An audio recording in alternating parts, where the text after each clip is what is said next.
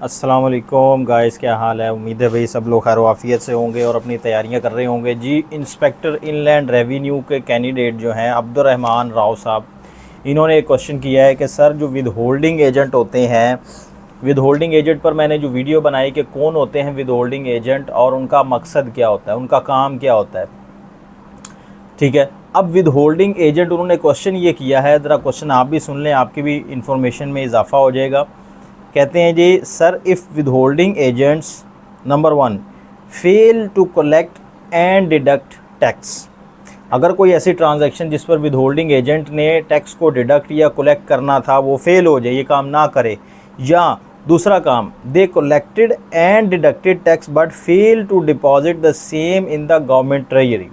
हाँ, उसने tax collect कर लिया और डिडक्ट भी करना था, सेम सही उसने कलेक्ट और डिडक्ट कर लिया, लेकिन फॉर द सेम टाइम वो डिपॉज़िट करना भूल गया या वो लेट उसने डिपॉज़िट करवाया, 1 महीना 2 महीना लेट उसने टैक्स क्या किया, डिपॉज़िट करवाया, तो क्या लॉ में क्या है उसके बारे में।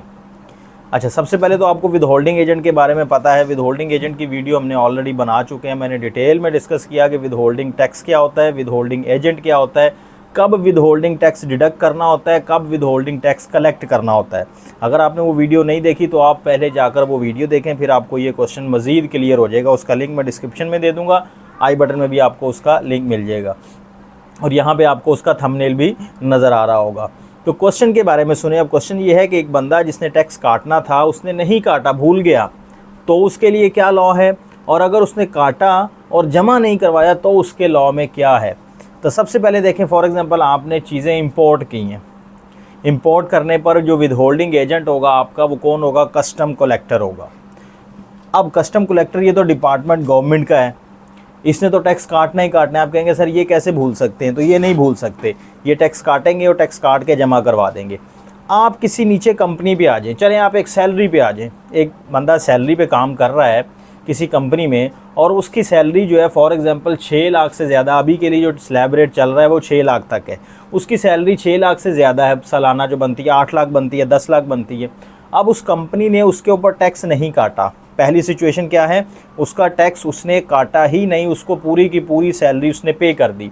अब साल के बाद जब कंपनी अपनी रिटर्न सबमिट करवाएगी और उसके अंदर ये शो करवाएगी कि मैंने अपने एक एम्प्लॉय को 8 लाख रुपया सैलरी सालाना पे की है, एफबीआर उससे कहेगा कि भाई आपने जो 8 लाख रुपए सैलरी पे की है इसके ऊपर आपका ज़िम्मेदारी थी कि आपने 2 लाख रुपए पे टैक्स विद हेल्ड करना है। जो 6 लाख से 8 लाख के दरमियान गैप आया, 2 लाख का आया, उस 2 लाख पे आपने टैक्स विद हेल्ड करना था इतने % के हिसाब से। आप हमें उसका CPR दिखाएं, आपने टैक्स काट के जमा करवाना था, उसका हमें प्रूफ दें कि आपने कहाँ पे काटा है, कहाँ पे टैक्स विद हेल्ड किया, कहाँ पे जमा करवाया। उसके पास कोई प्रूफ नहीं होगा। तो इस सिचुएशन में क्या होगा, लॉ ये कहता है कि जिसके ऊपर जिम्मेदारी थी उसने टैक्स नहीं काटा, अब वो टैक्स भरेगा अपनी जेब से। जितना विद हेल्ड उसने करना था उसने नहीं किया, अब जितनी की जिम्मेदारी बन रही है वो सारी की सारी उस टैक्स पेयर पे आएगी, उस कंपनी पे आएगी, उस इंडिविजुअल पे आएगी जिसने वो टैक्स विद हेल्ड करना था। अगर वो नहीं किया तो वो खुद पर्सनली लाइबल होगा, वो डिफ़ॉल्ट सरचार्ज उसके ऊपर पड़ेगा और वो उसके साथ गवर्नमेंट को पैसे जमा करवाएगा। मिसाल के तौर पे उसकी सैलरी बनती थी, सैलरी का टैक्स बनता था 10,000 रुपया।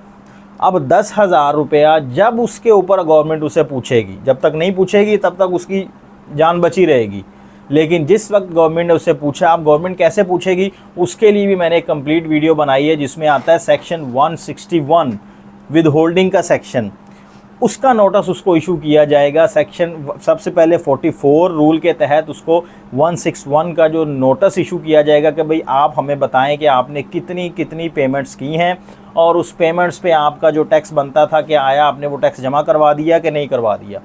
अब उस टैक्स अगर उसने नहीं जमा करवाया तो वो कहेगा जी मैंने तो नहीं जमा करवाया, तो फिर गवर्नमेंट कहेगी उतना टैक्स अब आप पे पड़ता है, वो टैक्स भी जमा करवाएं और उस टैक्स के ऊपर डिफ़ॉल्ट सरचार्ज जो कि कितना है इस वक्त, आई थिंक 12% है या 16% है, वो देखना पड़ेगा।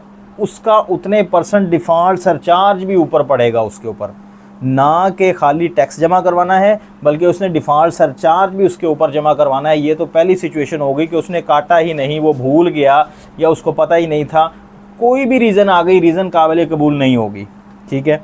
तो टैक्स किसी का था, काटना जिसने था उसने नहीं काटा, जिम्मेदारी उसी पर पड़ेगी जिसने काटना था।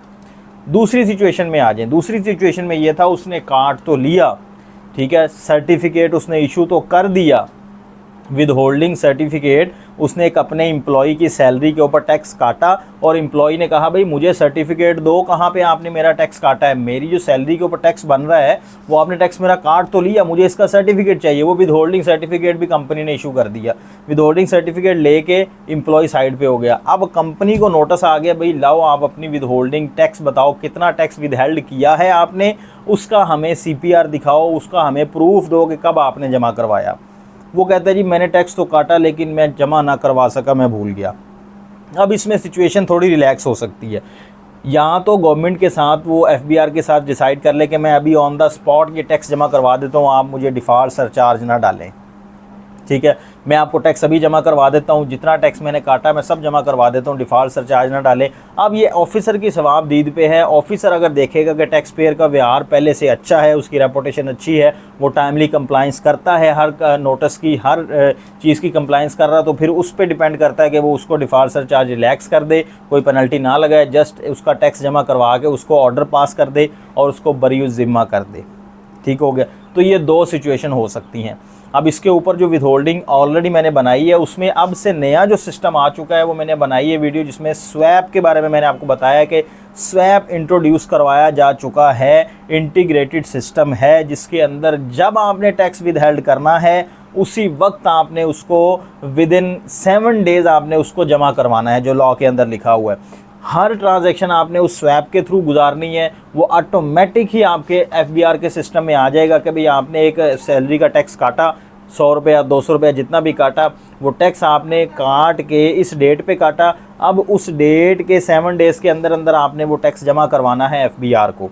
जैसे ही जमा करवाएंगे उसका CPR ऑटो जनरेट हो जाएगा, आपकी लायबिलिटी ख़त्म हो जाएगी। तो ये स्वैप का सिस्टम इसीलिए इंट्रोड्यूस करवाया गया है कि जैसे ही टैक्स विद हेल्ड होगा, कोई करेगा विद हेल्ड, फ़ौरन ही वो गवर्नमेंट को जमा करवा देगा और उसकी लायबिलिटी ख़त्म हो जाएगी। तो ये एक छोटा सा क्वेश्चन था जो मैंने समझा कि इसके ऊपर वीडियो बनानी चाहिए, एक्सप्लेन करना चाहिए इसको। इसी तरह अगर आपका भी किसी टॉपिक, किसी वीडियो से रिलेटेड कोई क्वेश्चन आपको कंफ्यूज कर रहा है तो बिला झिझक आप वीडियो के कमेंट में कर सकते हैं। मेरे से जितना हो सका, जितना मेरे नॉलेज में हुआ, जो मेरी अंडरस्टैंडिंग है वो मैं आप तक ज़रूर कन्वे करूँगा। और अगर मेरी अंडरस्टैंडिंग में आपसे कोई डिसएग्री करते हैं तो आप मुझे ज़रूर बताइएगा कि सर यहाँ पर हम डिसएग्री करते हैं विद प्रूफ, बाय लॉ जहाँ पर लिखा हो उसके मुताबिक, ठीक हो गया। तो अपना बहुत सा ख्याल रखिएगा, मुझे दुआ में याद रखिएगा। अल्लाह हाफ़िज़।